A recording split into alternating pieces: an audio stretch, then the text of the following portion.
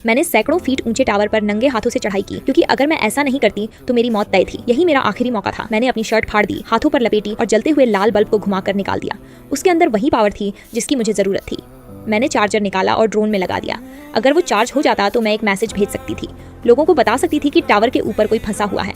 जैसे ही वो चार्ज होने लगा मुझे फिर से उम्मीद मिली, लेकिन वो उम्मीद ज़्यादा देर नहीं टिक पाई, क्योंकि उसे चार्ज रखने के लिए मुझे सबसे ऊपर ही बने रहना था और उसमें मेरी सारी ताकत खत्म हो रही थी।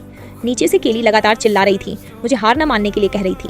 मुझे नहीं पता मैं कितनी देर तक टिका रही, लेकिन आखिरकार मेरा हाथ जवाब देने लगा। मेरा शरीर कांपने लगा और जैसे ही ड्रोन फुल चार्ज हुआ, अचानक एक गिद्ध ने मुझ पर हमला कर दिया। मैं घबरा गई और वापस प्लेटफॉर्म पर गिर पड़ी। मैं रुकी नहीं, मैंने तुरंत ड्रोन चालू किया और उसे उस मोटल की तरफ उड़ा दिया जहां मैं और केली रुके थे।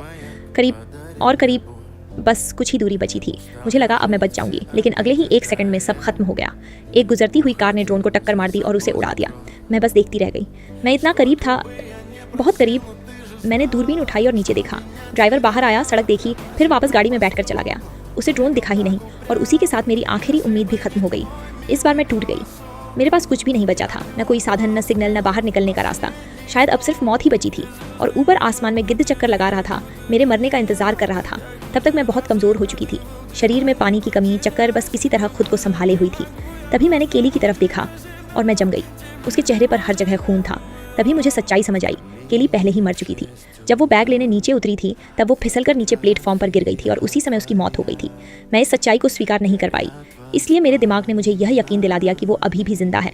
लेकिन सच्चाई ये थी कि मैं शुरू से आखिर तक पूरी तरह अकेली थी उस टावर पर। अगर मुझे जिंदा रहना था तो मेरे पास एक आखिरी तरीका था, बहुत भयानक लेकिन शायद काम कर सकता था।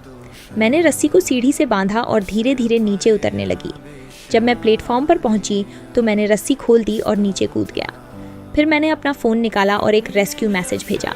उसके बाद मैंने केली का जूता उतारा और फ़ोन को उसके अंदर रख दिया। लेकिन मुझे अभी भी भरोसा नहीं हुआ। मुझे पक्का करना था कि फ़ोन गिरने के बाद भी सही रहे, इसलिए मैंने जूते को केली के शरीर के अंदर मजबूती से फंसा दिया। फिर भारी दिल और अपराध बोध के साथ मैंने उसके शव को टावर से नीचे धक्का दे दिया। अगर उसका शरीर ज़मीन तक पहुंच जाता तो मैसेज भेजा जा सकता था, और अगर फ़ोन बच गया तो कोई ना कोई ज़रूर आएगा।